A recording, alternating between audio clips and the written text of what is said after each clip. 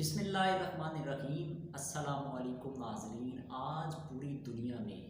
International women days منایا جا رہا ہے۔ پاکستان کے اندر اس دن خاص طور پہ کچھ عرصہ سے ایک خاص ایجنڈے اور ایک خاص فکر کے تحت عورت کے جو حقیقی چہرہ تھا اور جو اصل عورت کی پہچان تھی اس کو بالکل مسخ کیا جا رہا ہے۔ ایک خاص ایجنڈے اور ایک خاص نظریے کے تحت ایک طوفان بدتمیزی اور بے راہ روی کا انتشار اور بے ہنگم ایک ہجوم جو ہے وہ لا کے اس معاشرے میں یہ تاثر دینے کی کوشش کی جا رہی ہے کہ عورت کا اصل کردار اور اصل حقیقت کہ عورت کے حقوق، عورت کا وہ کنسیپٹ وہ معاشرے میں ایک نوجوان نسل کو بالکل کنفیوز کر کے رکھ دیا ہے۔ یہ کچھ عرصہ پہلے کی بات ہے، یہ خاص ایجنڈے کے تحت اس ملک میں کام کیا گیا۔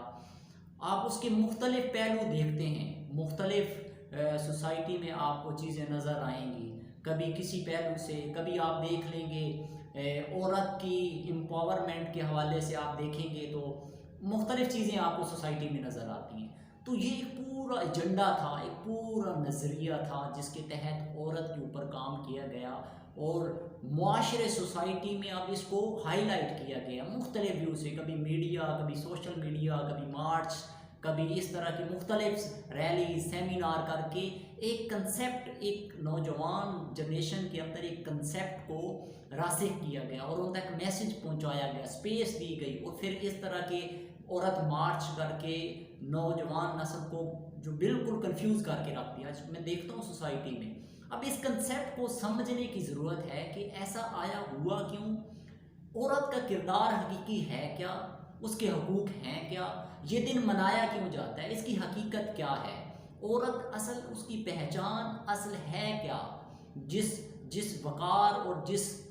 اصل اس کے چہرے کو مسخ کرنے کی کوشش کی گئی ہے۔ تو اس کنسیپٹ کو سمجھنا بہت ضروری ہے۔ دیکھیں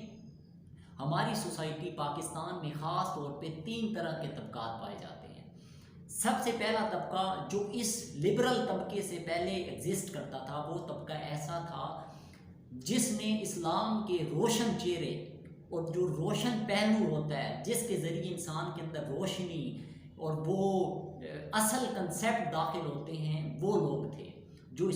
جو ہمیشہ اس کنسیپٹ کو دین کا نام لے کے، دین کے پہلو کو سامنے رکھتے ہوئے لوگوں کو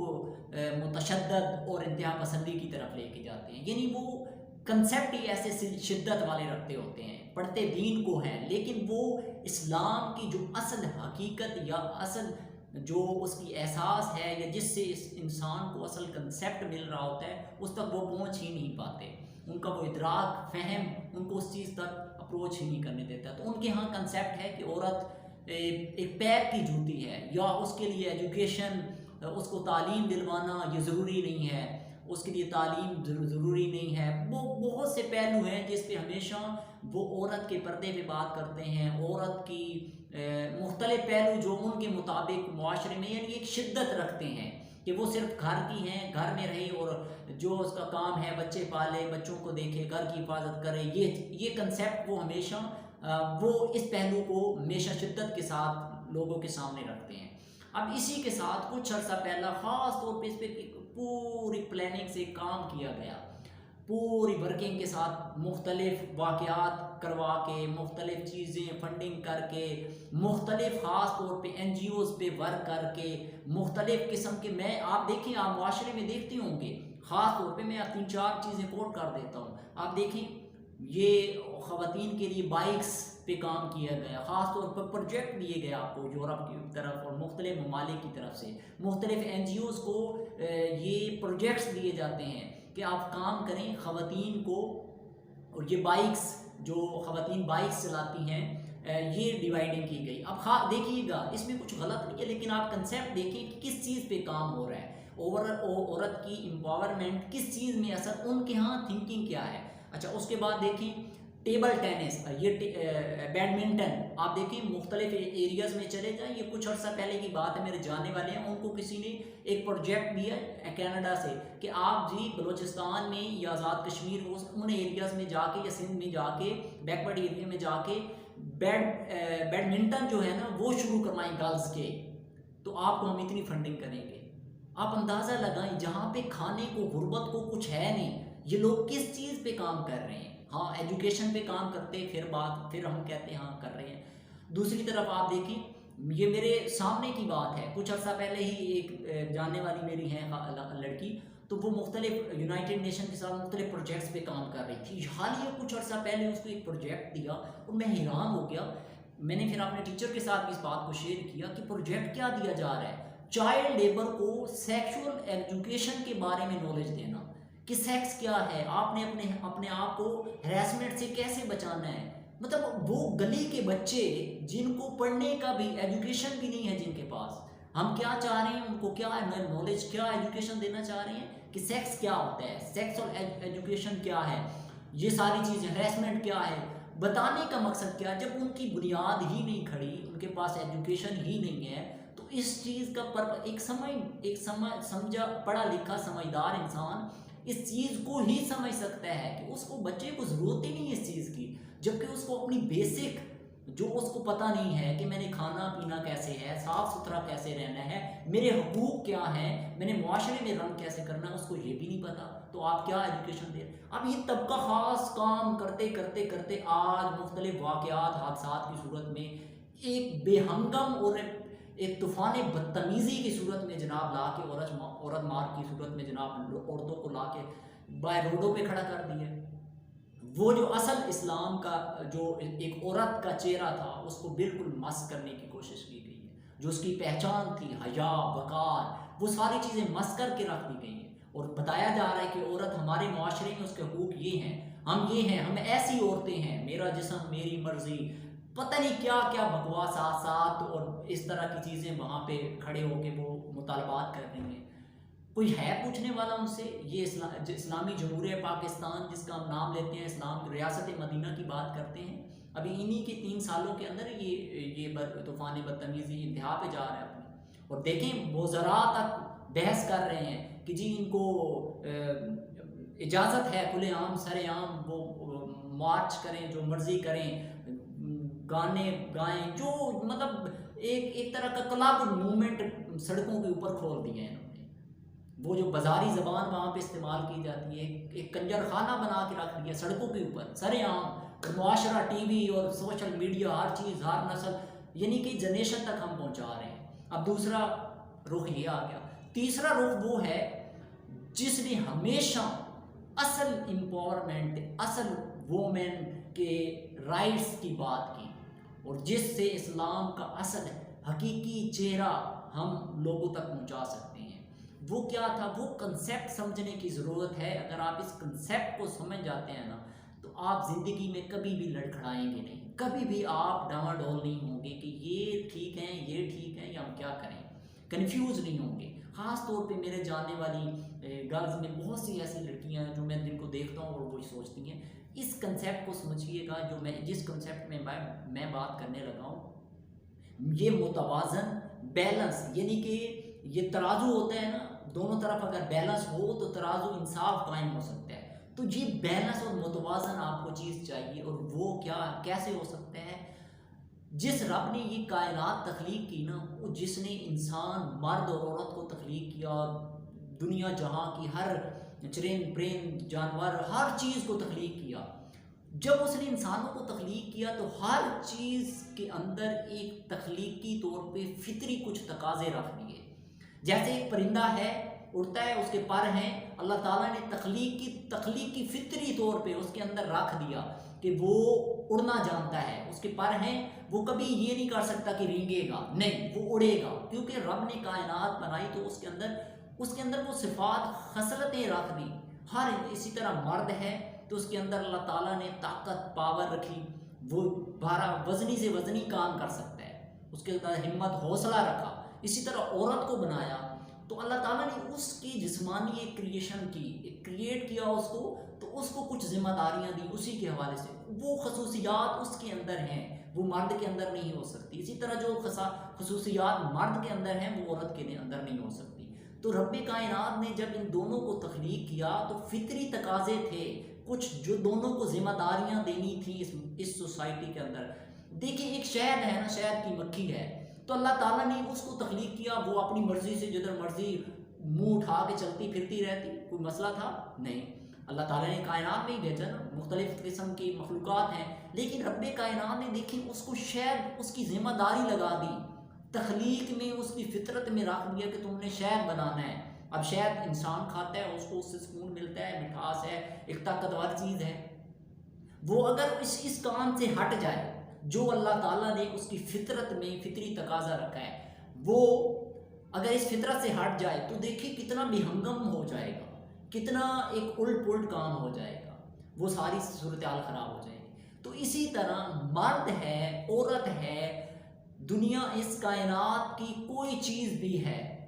جیسے مچھلی لے لیں، مچھلی پانی کے اندر ہی رہ سکتی ہے، اسی کے اندر وہ اپنی زندگی کو سروائیول کرتی ہے، اس سے باہر آئے گی تو وہ مر جائے گی۔ کیا رب کائنات نے اس کی فطرت کے اندر وہ پانی والا ایلیمنٹ رکھ دیا؟ تو اسی طرح انسان مرد ہے، عورت ہے، یا دنیا جہاں کی اور کائنات جو اللہ تعالیٰ نے تخلیق کی، ہر چیز کے اندر کچھ صفات، کچھ خصوصیات اور کچھ خصلتیں رب کائنات نے فطری طور پہ تخلیق کر کے رکھ دی۔ اب ہمیں سمجھنے کی ضرورت کیا یہ ہے کہ عورت جس کے آج وومن رائٹس کی بات کر رہے ہیں، کیونکہ میں مرد کے پہلو سے بات نہیں کروں گا کیونکہ آج وومن ڈے ہے، تو میں اسی حوالے سے بات کروں گا۔ تو اس کنسیپٹ کو سمجھنے کی ضرورت ہے کہ اللہ تعالیٰ نے عورت کو تخلیق کیا تو اس کی پروسیس، اس کی اس ذمہ داریاں میں کیا کیا بیسکس ذمہ داریاں، رول شامل تھے جو رب کائنات نے اس کو اپنی طرف سے اس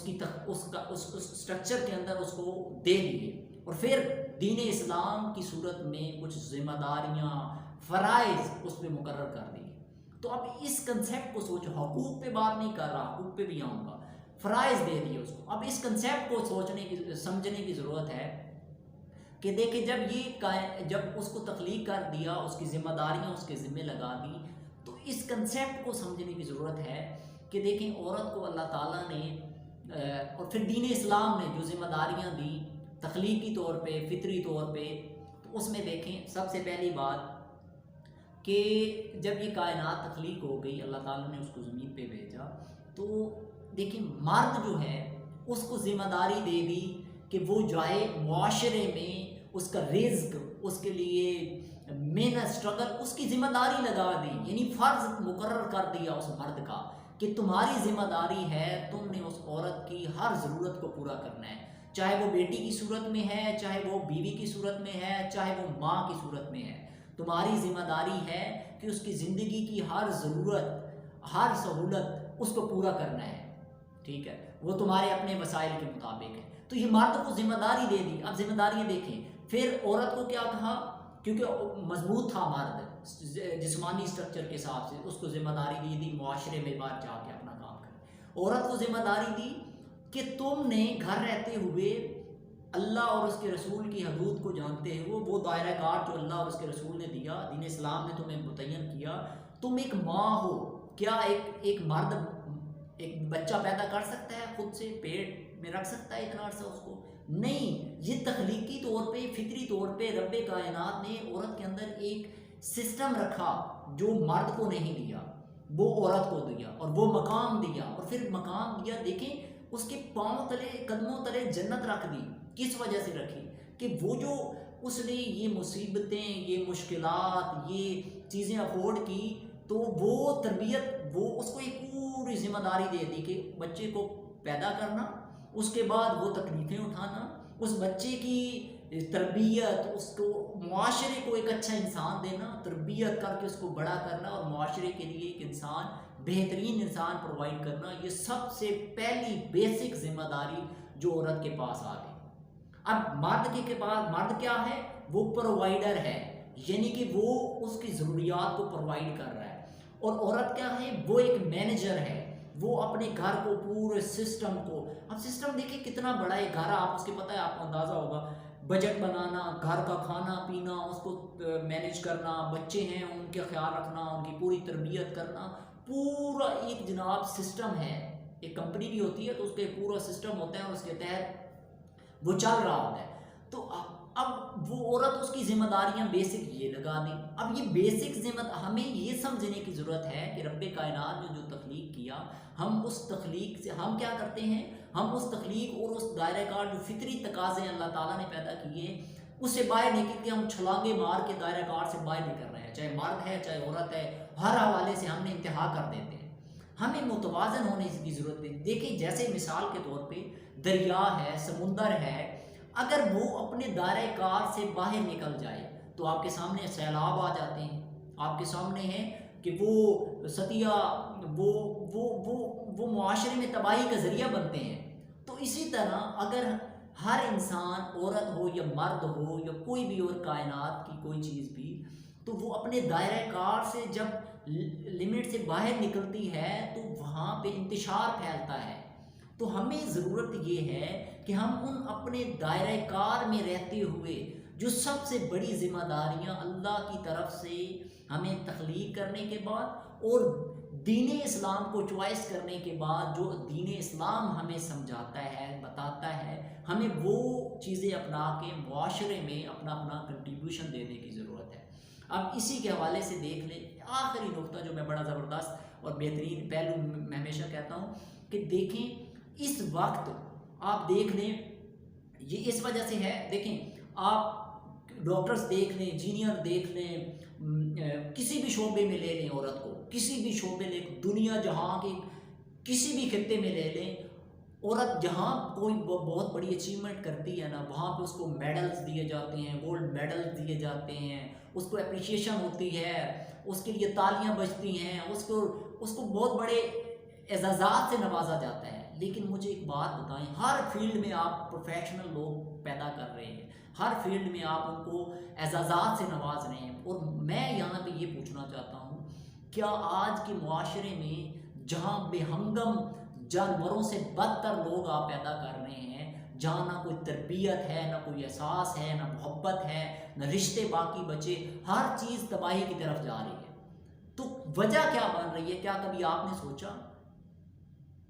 وہ اس کی وجہ کیا ہے؟ کبھی آپ نے سوچا؟ تو سوچیں تو آپ کو ایک کنسیپٹ سمجھ آئے گا کہ جو ہماری ذمہ داریاں تھیں ہم اس کو پورا نہیں کر رہے۔ ایک ماں کی ذمہ داری تھی کہ وہ گھر کو سنبھال کے اس بچے کی سب سے پہلے تربیت کرے، اس معاشرے کو ایسا انسان دے جو اس کے لیے بہتر مثبت چیزیں لے کے آئے، نہ کہ وہ نیگیٹو چیزیں یا نیگیٹو معاشرے کو بالکل بے روی یا اس بے ہنگم صورت کی طرف لے کے جائے۔ اب یہ ماں کا کردار تھا، اگر ماں اس کردار کو خوبصورت اور بہترین انداز میں اس کو مینیج کرتی یا اس کو اچھے طریقے سے رول کردار اپنا ادا کرتی تو آج معاشرہ خوبصورت ہوتا، بہتری کی طرف جاتا۔ اور ہمیں اس وقت جس چیز کی سب سے زیادہ ضرورت ہے وہ کیا ہے؟ آپ کے سامنے سوسائٹی میں ہر چیز میں پروفیشنل، ہر چیز میں آپ کو ڈاکٹر، انجینئرز، ہمیں بہت بڑے ہم پیسہ دے کے ہر طرح کا پروفیشنل بندہ ہائر کر سکتے ہیں، لیکن کیا مجھے یہ بتائیں آج کے معاشرے میں ایسی مائیں، ایسے کریکٹر، ایسے کردار باقی ہیں جو ایک اچھا انسان آپ کو پرووائڈ کر سکیں؟ کیا ایسی کوئی یونیورسٹی سے مراد وہ ماں ہے نا، کوئی ایسا ادارہ، ان کی تعلیم و تربیت کے لیے کوئی ادارہ ہے جہاں پہ آپ کو ایک اچھی ماں مل سکے، جو ایک اچھا انسان آپ کو مہیا کر سکے؟ کیا ایسی چیزیں موجود ہیں؟ آپ کو معاشرے میں نہیں نظر آئے گی، اس لیے بے ہنگم اور بے